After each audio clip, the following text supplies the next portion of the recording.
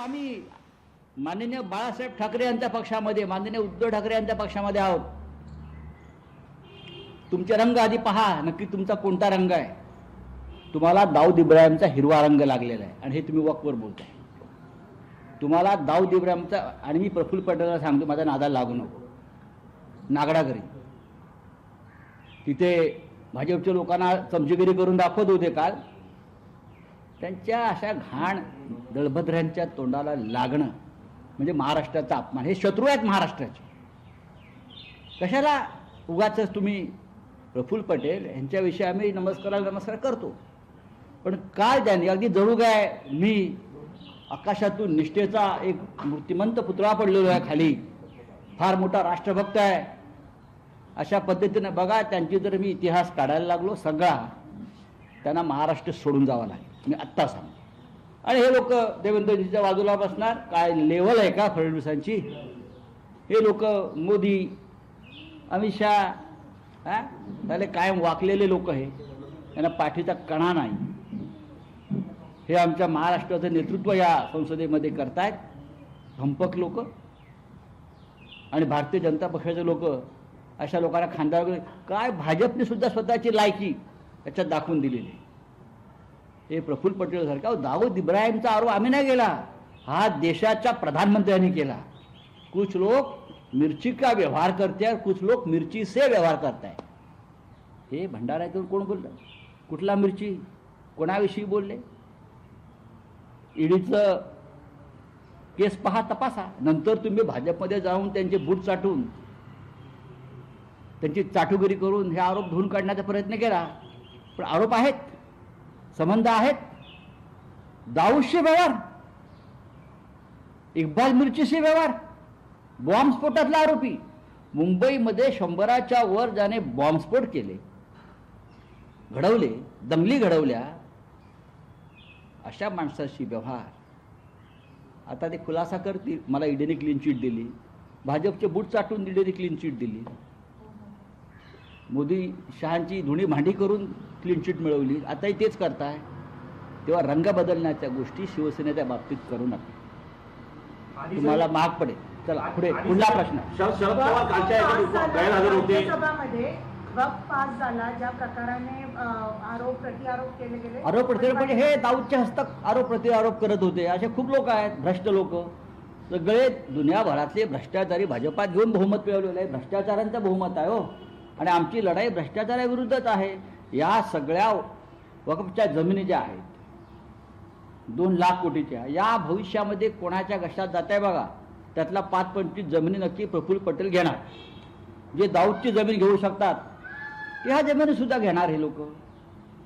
हा सगळा जो खेळ चाललेला आहे हा जमिनी घेण्याचा आहे, जमिनींवरती कब्जा मिळवण्याचा आहे. हा भ्रष्टाचार आहे. आम्ही जे मतदान केलं या भ्रष्टाचाराविरुद्ध, हा भ्रष्टाचार रोखण्यासाठी मतदान केलं. कालच्या चर्चेमध्ये आणि सभागृहामध्ये शरद पवार गैरहजर होते. शरद पवार साहेब आजारी आहेत, त्यांची प्रकृती बरी नाही आहे. त्यांच्या सदस्य फौजिया खान उपस्थित होत्या. त्यांनी चांगले मुद्दे मांडले, त्यांनी काही चांगल्या सुधारणा सुचवल्या. लोकसभेत त्यांचे लोक हजर होते. बोला सर, पुण्यातलं जे मंगेशकर रुग्णालय आहे त्यामध्ये एक साधे उपचार करण्यासाठी 20 लाख रुपयाची डिमांड करण्यात आली. आणि महत्वाचं म्हणजे त्यामध्ये त्या महिलेचा मृत्यू हे या संदर्भात खुद्द देवेंद्र फडणवीसांच्या कार्यालयाच्या वतीनं देखील ती महिला भाजपचे जे आमदार आहेत अमित गोरखे त्यांच्या पीएची पत्नी होती. भिसे म्हणून त्यांचे पी आहेत अमित गोरखेंचे, त्यांच्या या पत्नी आहेत. त्यांच्या या पत्नी आहेत. आता विचार करा, भारतीय जनता पक्षाच्या कार्यकर्त्या असलेल्या पत्नीची पत्नी, जिच्यासाठी देवेंद्र फडणवीस यांच्या कार्यालयातून रुग्णालयात फोन गेले असं सांगितलं जात आहे, तरीही त्या भिसे नावाच्या कुटुंबावर ही आफत आली. एका मातेचा करुण अंत झाला. काय करता तो देवेंद्र फडणवीस? सरकारला 100 दिवस झाले म्हणून भविष्याचा वेध घेत बसलेले आहेत. मला असं वाटतं की ही जी कामं आहेत गोरगरिबांची, ही देवेंद्र फडणवीस यांच्या लेवलची नाही आहेत. त्यांची लेवल खूप मोठी आहे. गोरगरीब मध्यमवर्गीय यांची कामं तडफडून मरतायत, शेतकरी तडफडून मरतायत, गरीब ही मंडळी योजना कागदावर आहेत हो. एकनाथ शिंदे, अजित पवार हे तोंडाला असे पोपट बांधून फिरतायत, पोपटपंची करत. आणि देवेंद्र फडणवीस यांची झेप खूप मोठी आहे. म्हणजे अडाणी, अंबानी, टाटा, बिर्ला, ठेकेदार मोठे मोठे त्यांची कामं होत आहेत आणि त्यांची लेवल ती आहे. त्याच्यामुळे त्यांना देवेंद्र फडणवीस यांना त्यांच्या लेवलची कामं सांगायला पाहिजे. गोरगरिबांची कामं देवेंद्र फडणवीस कसे करते, त्यांना ती सवयच नाही या पक्षाला, पहिल्या मुख्यमंत्र्यांना. त्यांची आता लेवल खूप वर गेलेली आहे. म्हणजे असे भाजपचे कार्यकर्ते असे तडफडून मरत आहेत, बायका, मुलं. आरोग्य सेवेचे धिंडवडे निघाले. नुसतं दम तिथे बसून मंत्रालयात दम देणं सोपं असतं हो. हे सहन करणार नाही, ते सहन करणार नाही. अख्ख्या महाराष्ट्रामध्ये अराजक आणि बदबदपुरी माजलेली आहे, अख्ख्या महाराष्ट्रामध्ये. आणि मोदीचं भजन करत बसले, हां, रोज नव्या घोषणा करतात. 100 दिवसाचा वेध घेणार आहेत म्हणे, मागच्या आणि पुढच्या. काय घेणार? तुमच्या समोर एक माता अशा पद्धतीनं त्या कुटुंबाकडे 20 लाख रुपये नाही आहेत. 20 लाख रुपये महाराष्ट्रामध्ये एक सामान्य माणूस उपचारासाठी देऊ शकतो का? भरण्याची तयारी दाखवली होती, पण शेत विकून. शेत विकून माझ्याकडे सगळी माहिती आहे. देवेंद्र फडणवीसच्या तोंडावर फेकू शकतो मी ही माहिती. त्यांना आम्ही बोललो का मिरच्या झोमतात वरून खालून. पण जरा तुमची लेवल खाली आणा, एवढी वर सुद्धा नेऊ नका.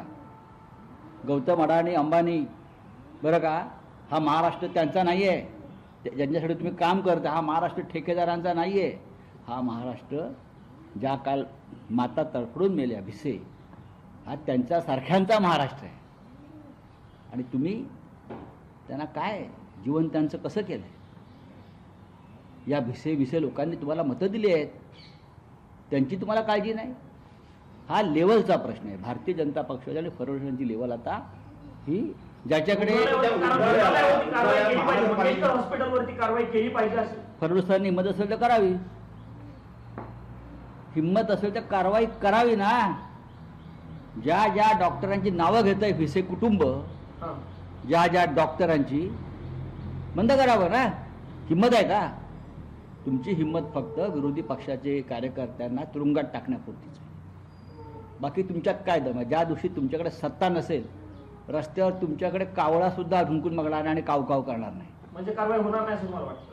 करून दाखवावी कारवाईची नाटकं, जशी बीडमध्ये कारवाईची नाटकं चालली आहेत. हां, करून दाखवावी. माझं आव्हान आहे त्यांना. मी त्यांना स्पष्टपणे सांगतो की ज्या बाईंचं काल मृत्यू झाला तिचे शाप लागतील तुम्हाला. त्यामुळे देवेंद्र फडणवीस म्हणतात की संजय राऊत जर बोलतात ते त्यांनी माझ्या लेवलचे प्रश्न विचारले, संजय राऊत का त्या प्रश्नांना उत्तर देणार नाही? मग त्यांची लेवल दिसली ना, काल बाई मेल्या ना, त्या मरण पावल्या बाई. त्यांची लेवल दिसली ना महाराष्ट्रात काय ते. त्यांची लेवल सामान्य, आम्ही सामान्य आणि मध्यमवर्गीयांच्या प्रश्नांवर बोलतो, ती त्यांची लेवलच नाही आहे. त्यांची लेवल अडाणी, अंबानी, प्रफुल्ल पटेल, दाऊद इब्राहिम, इक्बाल मिर्ची, अशी त्यांची लेवल.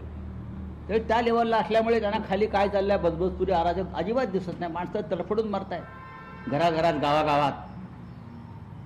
भ्रष्टाचारानं किडलाय हा महाराष्ट्र. काय करतायत देवेंद्र फडणवीस?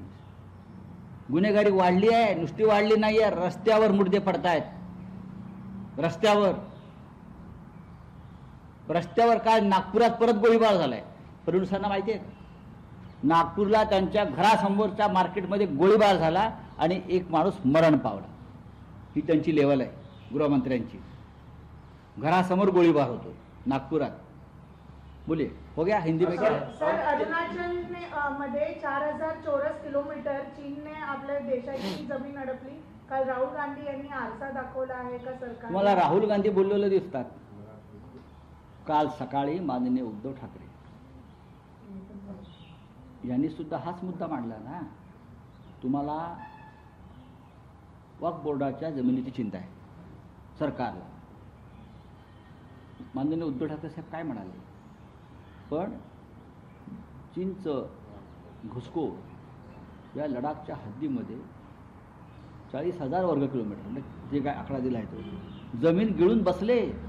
त्या जमिनीची चिंता नाही. आमचे हजारो काश्मीरी पंडित ज्यांना तुम्ही घर वापसीचं स्वप्न दाखवलं होतं 370 कलम काढल्यावर, तुमचं घर, तुमची जमीन तुम्हाला परत देऊ, काय झालं या 4-5-6 वर्षामध्ये?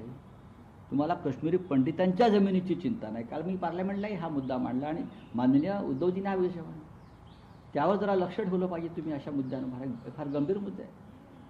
सर, तेलंगाना में 400 एकड़ फॉरेस्ट को डिस्ट्रॉय सर, किया गया है, शरद लेकिन पवारांची तब्येत ठीक नव्हती असं तुम्ही म्हणताय राज्यसभेच्या मतदानावेळी, पण डॉक्टर अमोल कोल्हे असतील, बाळामामा मात्रे असतील, हे लोकसभेत मतदानावेळी नव्हते. मग बाळामामा तर सदस्य होते जेपीसी. हो, बरोबर आहे, पण हा प्रश्न तुम्ही त्यांच्या पक्षाच्या नेत्यांना विचारला पाहिजे ना. बोले हिंदी में कुछ है. सर, तेलंगाना में 400 एकड़ फॉरेस्ट को डिस्ट्रॉय किया गया ठीक है और बहुत सारे स्टूडेंट लेकिन शिवसेना बार-बार एनवायरमेंट का इशू उठाती है, शिवसेना आगे रहती है एनवायरमेंट के इशू को, इसको लेके आप क्या कहेंगे? तेलंगाना उठाएंगे ना, हमारे पास जो पूरी इन्फॉर्मेशन आई है जरूर हम उठाएंगे. बोले क्या? मुख्यमंत्र्यांचा आदेश आहे अर्थ खात्यांच्या धोरणावर. सर, लोकसभा के बाद राज्यसभा से भी कल बिल पारित हो गया है, उस पर देखिए, बिल तो पारित होना ही था, लेकिन हम हमारी बात रखी. ये जो बिल है, अमेंडमेंट बिल वक़्फ़ में, वो क्यों लाया है? मुसलमानों की चिंता है? मुसलमानों की संपत्ति की चिंता है? नहीं. ये पूरा जो संपत्ति है लाखों करोड़ों की वक्फ बोर्ड की, वो अपने कब्जे में लेने के लिए बिल लाया है, खास करके जमीनें, लैंड्स. अब देखिए आने वाले दिनों में लैंड्स किसके किस्से में जाती है. अभी से सौदा शुरू हो गया है ये लोगों का. ये लोग ऐसे सीधे लोग नहीं है. जब जमीन दिखते हैं तो पागल हो जाते हैं, खा जाते. अभी धारावी की जमीन खा ली. मोदी जी के लाडले उद्योगपति ने पूरी मुंबई में जमीन ले ली उस मामले में. अब ये वक्त की जमीन भी खा जाएंगे, खाने वाले हैं. बड़े बड़े कल भाषण कर रहे थे, गरीब मुसलमानों की चिंता, गरीब मुसलमानों की. ये कब से गरीब मुसलमानों की चिंता करने लगे? हाँ, ये सब नाटक था. छोड़ दीजिए, देख लेंगे बिल आप. पास होने के बाद तो ममता बनर्जी ने भी कहा है कि अगर सरकार आती है तो उसको चेंज करेंगे. ठीक है, अभी हमारे सरकार तो जरूर आ जाएगी ना एक ना एक दिन. सर, प्रफुल्ल पटेल को बालासाहेब ठाकरे की याद आई है कल सभा में. प्रफुल्ल पटेल को बालासाहेब ठाकरे की याद आने की जरूरत नहीं. बालासाहेब ठाकरे की अगर याद किसी को आती है तो अपने विचारों से निष्ठावान होना चाहिए. लोकशाही मराठी ऐका, पहा, जागरूक रहा.